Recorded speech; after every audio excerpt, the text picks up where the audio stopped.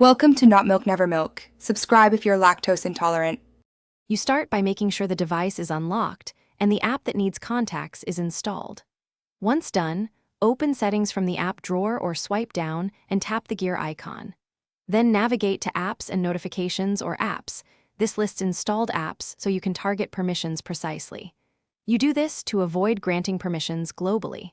Make sure to select the specific app now so the following steps affect only that app and keep your contacts private.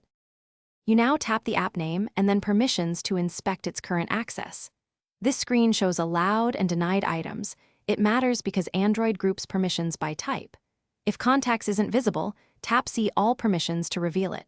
Once visible, you'll understand whether the app needs foreground or background access. This clarifies risk. You allow only what the app requires. Keep focused here because changing the wrong permission can expose more data than necessary. You toggle contacts to allow. Choose allow only while using the app for better privacy, or always if the feature requires background access. After granting permission, open the app and perform a contact-related action to verify it reads contacts. If the app still cannot access contacts, make sure battery or privacy restrictions aren't blocking background access.